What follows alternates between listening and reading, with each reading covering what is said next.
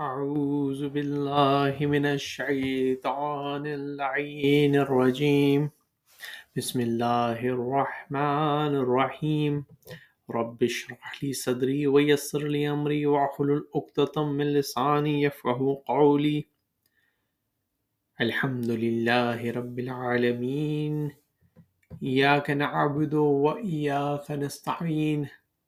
اللهم صل وسلم وزد وبارك على النبي الأمي العربي الحاشمي القرشي المكي المدني صاحب الوقار والسكينة المدفون بالمدينة العبد المؤيد ورسول المسدد المصطفى الأحمد أبو القاسم محمد وسلم.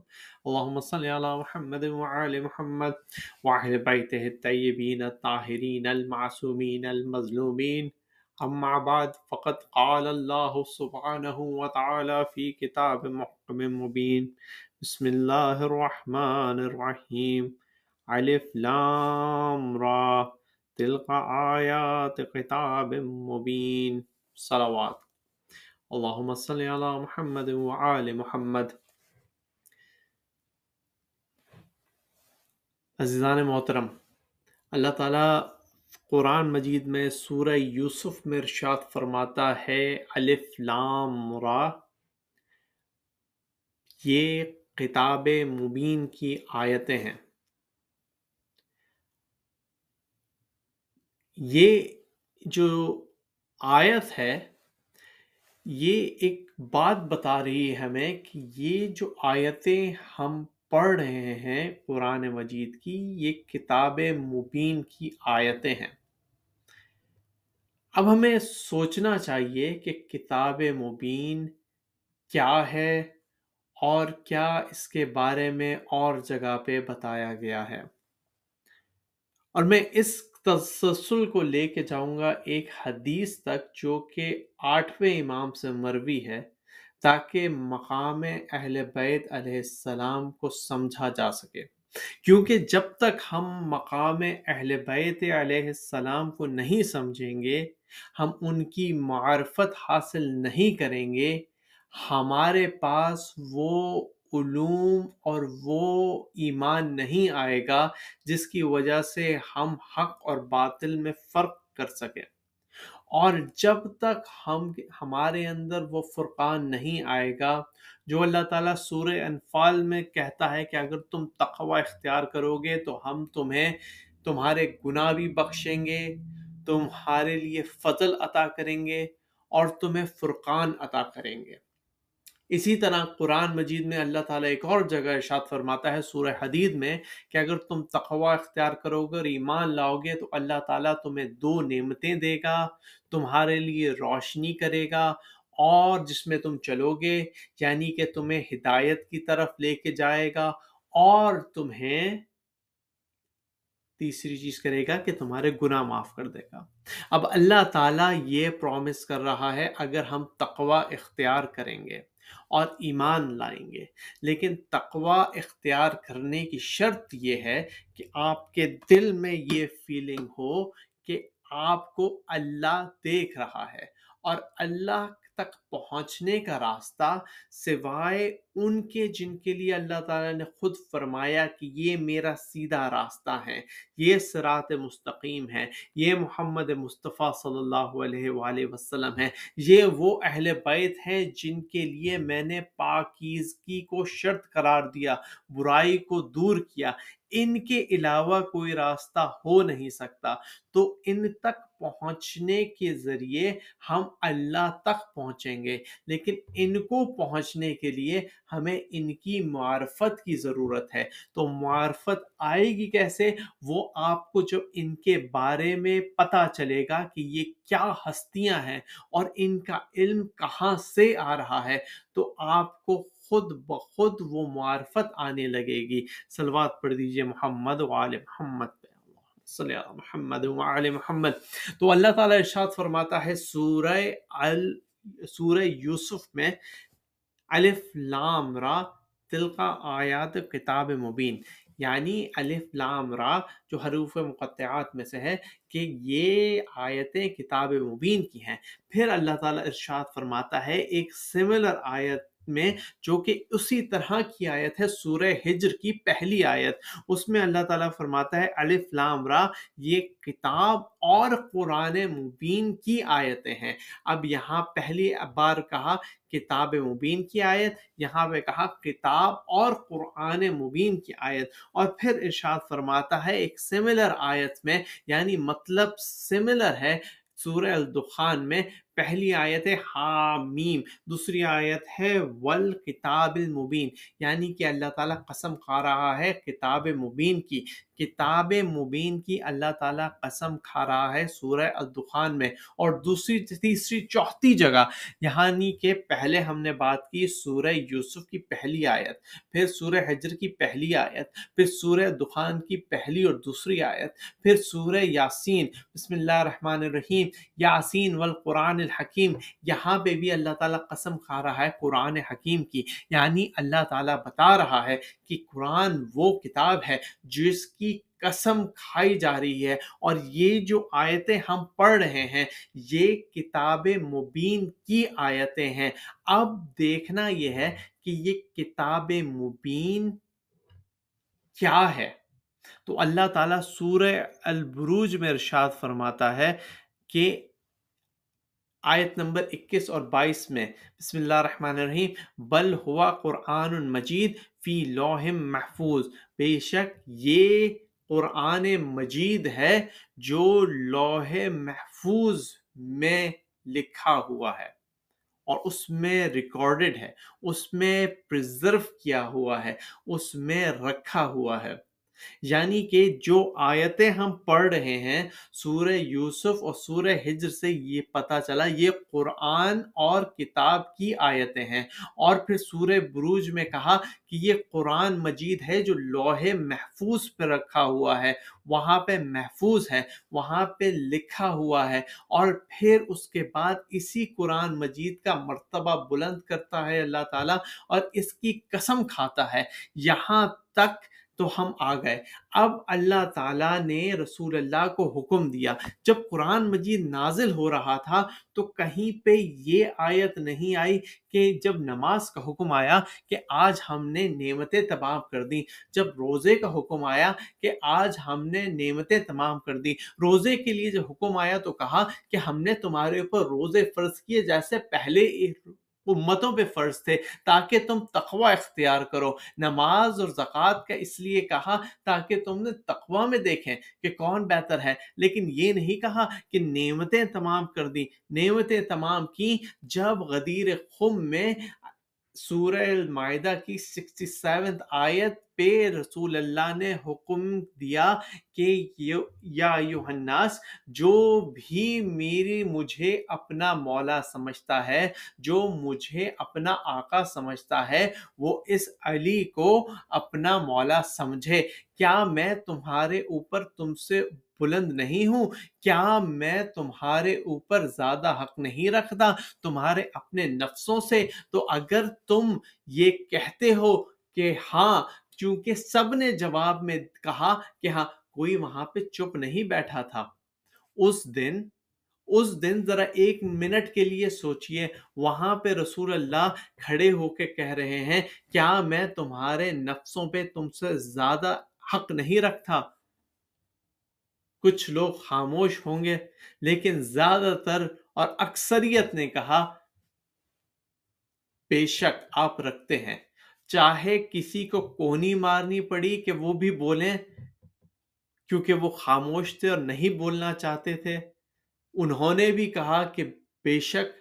جب سب کہہ دیا تو پھر اس کے بعد رسول اللہ نے کہا کہ من کنت مولا فہذا علی مولا، کہ میں جس کا مولا ہوں اس کا یہ علی مولا ہے۔ جب یہاں پہ مولا کا تعارف کروا دیا تو پھر اس کے بعد قرآن مجید اور اہل بیت کو ساتھ ساتھ رہنے کا بتایا کہ یہ دونوں ایک دوسرے سے جدا نہیں ہوں گے. میں تم میں دو گراں قدر وزنی چیزیں چھوڑ کے جا رہا ہوں. ایک ہے اہل البیت علیہ السلام اور دوسرا قرآن مجید. یہ دونوں ایک دوسرے سے جدا نہ ہوں گے. یہ دونوں قرآن مجید ہمارے پاس حوض کوثر پر وارد ہوں گے.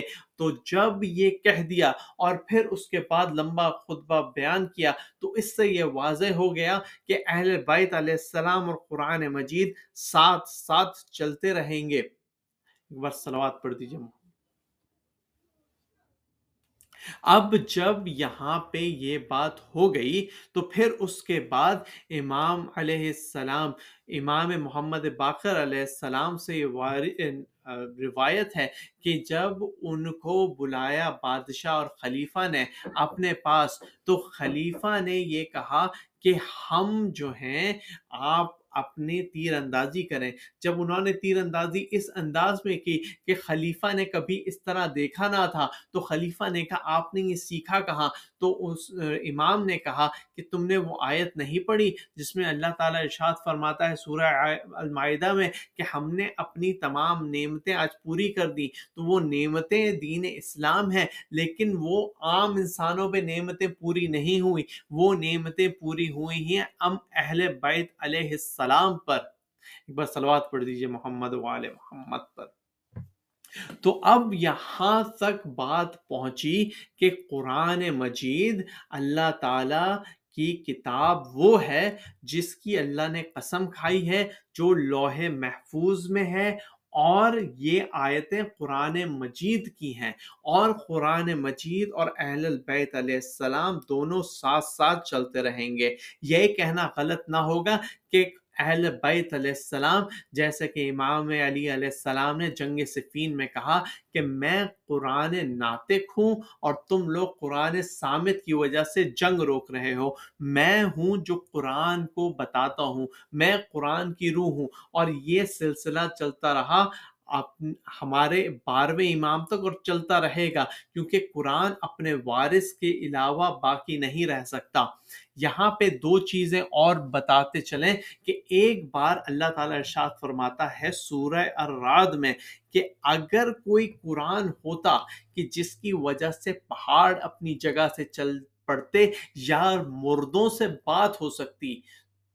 اور پھر اس کے بعد اس آیت سے یہ معلوم ہوا کہ کوئی اگر قرآن ہوتا، کوئی جس میں یہ قوت ہوتی تو کہ جس سے مردوں سے بات ہو سکتی، پہاڑ ہل جاتے، دنیا کی تمام چیزیں مسخر ہو جاتی، تو یہی قرآن ہوتا.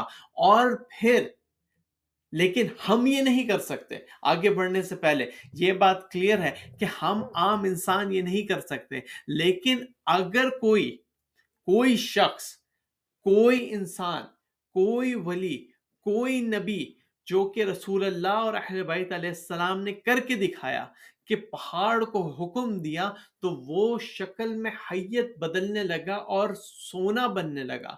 اگر کسی مردے کو ٹھوکر ماری اور وہ زندہ ہو گیا تو وہ اہل البیت علیہ السلام کے علاوہ کوئی نہیں جنہوں نے مردوں کو بھی زندہ کیا، پہاڑوں کو بھی چلایا، درختوں کو زندگی بخشی، اور تو اور جانوروں سے بات کی. دنیا کی ہر چیز جو کہ انسان کی عقل سے ماورا ہے ان کے دستے قدرت میں تھی. تو یہی اہل بیت ہیں جو قرآن مجید کی اس سورہ رعد کی آیت نمبر 31 کا مصداق ہیں. اور پھر اللہ تعالیٰ نے سورہ النمل کی 75ویں آیت میں ارشاد فرمایا کہ کوئی شے زمین میں مخفی نہیں سوا اس کے کہ وہ کتاب میں لکھی ہوئی ہے. اب کتاب کے بارے میں ہم آلریڈی بات کر چکے ہیں کہ جو یہ آیتیں قرآن مجید کی آیتیں ہیں، یہ کتاب کی آیتیں ہیں۔ اللہ تعالیٰ خود کہہ رہا ہے یہ کتاب مبین کی آیتیں ہیں جو لوح محفوظ پہ ہیں۔ کتاب وہ جو رسول اللہ اور اہل بیت علیہ السلام کے ساتھ ساتھ چلتی رہے گی۔ رسول اللہ اور اہل بیت نے دکھایا کہ ہمارے پاس وہ تمام قوتیں ہیں جو کہ کتاب میں اللہ تعالیٰ کہتا ہے اگر کوئی قرآن ہوتا جس سے مردوں سے باتیں کر سکتے، اور اللہ تعالیٰ کہہ رہا ہے کہ یہ کتاب کے اندر تمام باتیں لکھی ہوئی ہیں۔ تو اب میں اپنے اس مقصد کی طرف آتا ہوں، بہت جلدی جلدی بیان کیا لیکن اس مقصد کی طرف آتا ہوں جو کہ ایک روایت ہے 8ویں امام سے۔ ایک دفعہ مامون نے سورہ قرآن مجید کی یہ آیت کا سوال پوچھا، سورہ الفاتر کی 32ویں آیت، اور وہ آیت یہ ہے کہ کتاب کا وارث اللہ نے ان لوگوں کو بنایا ہے جنہیں ہم نے اپنے بندوں میں منتخب کیا۔ مامون نے پوچھا کہ یہ کون لوگ ہیں جنہیں اللہ تعالیٰ نے منتخب کیا ہے؟ تو لوگوں نے کہا کہ یہ امت رسول اللہ ہیں کہ جنہیں کتاب کا وارث بنایا۔ تو مامون نے حضرت امام علی رضا علیہ السلام اللہم صلی علی محمد وعلی محمد سے کہا کہ آپ یہ بتائیے کہ وہ کون لوگ ہیں؟ تو امام نے بتایا کہ یہ ہم ہی ہیں، ہم ہی وہ اہل بیت ہیں، اطرت رسول ہیں، وہ امام ہیں جنہیں اللہ تعالیٰ نے منتخب کیا اور اپنی کتاب کا وارث بنایا۔ اور پھر اس کے بعد ارشاد ہوتا ہے اسی آیت میں 3 طرح کے لوگوں کا، ایک وہ ہیں جو گمراہ ہو گئے، ایک وہ ہیں جو درمیانے رہے، اور ایک وہ ہیں جو آگے بڑھ بڑھ کے نیک عمل کرتے ہیں۔ تو امام نے کہا کہ ہم وہ ہیں جو آگے بڑھ بڑھ کے نیک عمل کرتے ہیں، ہمارے شیعہ وہ ہیں جو درمیانے رہے، اور وہ دشمنان ہمارے وہ ہیں جو کہ ہم سے دشمنی رکھتے ہیں، وہ پیچھے رہ گئے اور گمراہ ہو گئے۔ صلوات پڑھ دیجیے محمد وآل محمد، صلی اللہ محمد وآل محمد۔ تو یہ تمام معجزات جب دیکھتا تھا مامون تو اس کے دل میں یہ گھٹن اٹھتی تھی کہ میں نے ولی عہد تو بنا دیا لیکن میری قوت یہاں ختم ہو رہی ہے۔ اور امام کو اکیلے اپنے پاس بلوایا خراسان میں، اور امام کو جب بلوایا تو امام اس طرح اپنے شہر سے نکلے کہ راوی کہتا ہے کہ جب وہ مدینے سے نکلے تو مدینے میں ان کی یہ حالت تھی کہ دیبل خزائی ایک دن آیا امام کے پاس اور امام سے کہا کہ میں کچھ شعر ہیں۔ امام نے کہا کہ شعر کہو اور مرثیہ پڑھو، تو اس نے کہا کہ ایسا ہے امام، آپ کے سامنے مرثیہ میں نہیں پڑھ سکتا۔ اس نے کہا مرثیہ پڑھو، دیبل تم ذاکر اہل بیت ہو۔ تو اس نے مرثیہ پڑھنے کے لیے کھڑا ہوا، لیکن کھڑے ہونے کی جگہ امام نے کہا تم منبر پہ جا کے بیٹھو، تم ذاکر رسول ہو۔ اب جب ذکر کرنے کی بات آئی تو پھر امام علیہ السلام نے اس نے وہ مرثیہ بتایا، وہ مرثیہ بولا کہ جس میں اس نے بتایا کہ تمام اہل بیت کے اوپر کیا ظلم ہوئے، کیا ستم ہوئے۔ اب جب مرثیے کے آخری بند تک پہنچا اور 7ویں امام تک پہنچا تو خاموش ہو گیا۔ امام علیہ السلام نے ایک رقعہ نکالا اور اس کے اوپر 2 شعر اور لکھے اور دیبل کو دیے۔